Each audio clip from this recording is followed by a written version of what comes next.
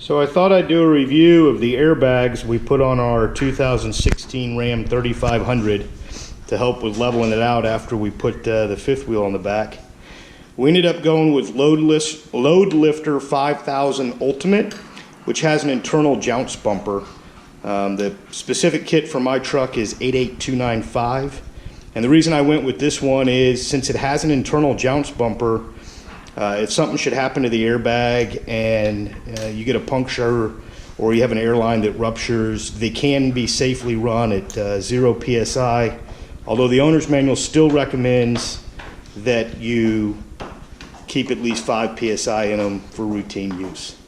Next we'll go out to the truck and see what they look like out there.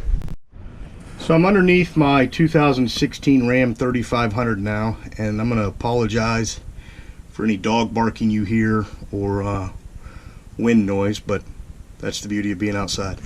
So these are the Airlift LoadLifter 5000 Ultimate, and they have that internal jounce bumper in them because you do have to remove the jounce bumper from this bracket.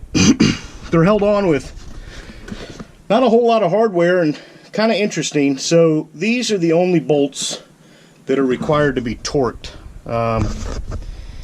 and they're torqued to 16 foot-pounds. And when we did this, we actually used a torque wrench. For my aircraft mechanic friends will be amazed that I used a torque wrench on my truck, but I routinely didn't use them on the aircraft. But so we used a torque wrench and we torqued them to 16 foot-pounds, and you can see right here it bent the bolts. These lower mounting bolts, it bent, and I don't really know what to do different about that. They're secure, they've been retorqued. I wouldn't want to go in there and put any grade 8 bolts or upgrade the bolts at all. I'm afraid that that would cause bigger issues by using a bolt that just wasn't spec'd according to what the engineers thought. This one we had to play with a little bit. This is the right side or the passenger side. We had to play with it a little bit to get it more level, but these seem to be doing all right. I've got about 12 pounds of air in them right now. The air hoses up here are quick connections. You just cut them nice and even and then push them in there. They give you plenty of hose to do this, but some of the other YouTube install videos I saw said to cut the hose in half and then route your hoses. I'm really glad I didn't do that. Had we done that, I wouldn't have been able to route this hose the way I wanted to. And it goes up through one of the bed support boxes. It comes over, and then it actually comes out up here. So I've got both hoses coming up here, and if I'd cut them in half, while I would have had plenty of hose to do whatever I wanted to do, I would have been more restricted in the way I routed it.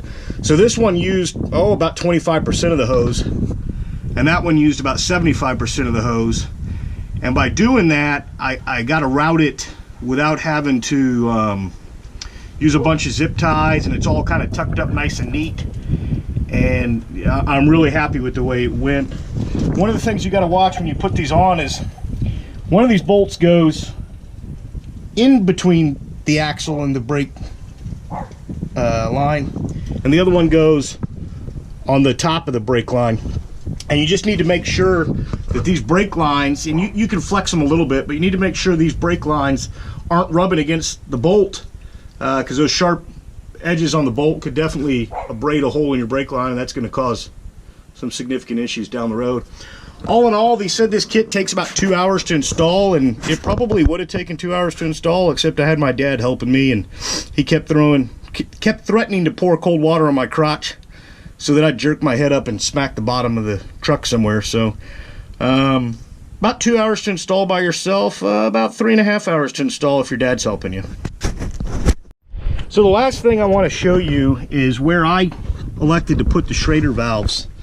So it's a no-drill kit. They say that, they advertise it as a no-drill kit, and then one of the required tools that you need is a drill bit. And that's to install your Schrader valves. I was kind of hesitant to drill holes in a brand new pickup, so I looked around for where I could possibly put them that'd be protected, and I'm pretty happy with this. So this is my left side bag, and then this will be my right side bag. Like I said, I got about 12 psi in them. The instructions say monitor them and figure out where you want them. So there's a lot of places to install those Schrader valves. Some guys actually come in here next to the brake lights, one on the right hand side, one on the left hand side next to that that tailgate light. But I didn't like that because of how recessed it was, and I thought I might have trouble getting an air compressor in there. And I just really didn't like the idea of drilling through that piece of metal. My dad actually came up with a really good idea of putting them both right here. This is a little piece of plastic. Would have been real easy to mount them to, would have been plenty strong to support them, but I was afraid when you use this step on the step bumper, you'd catch a toe or something on those Schrader valves and rip them out. So I kind of ruled that one out.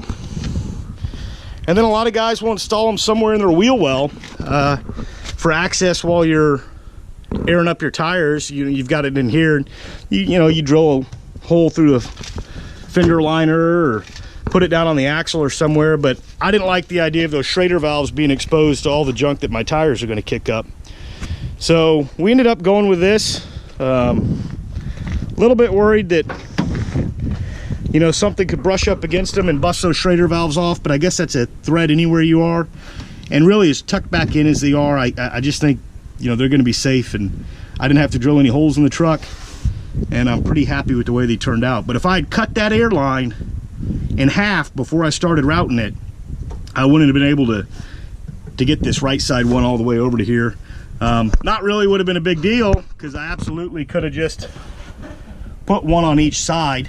Could have put the right one over there and the left one over there, but I'm pretty happy with them both being together, and it's just one spot I got to get an air hose to. So I'll get this up on YouTube, and y'all can tell me what you think. Thumbs up if you like it.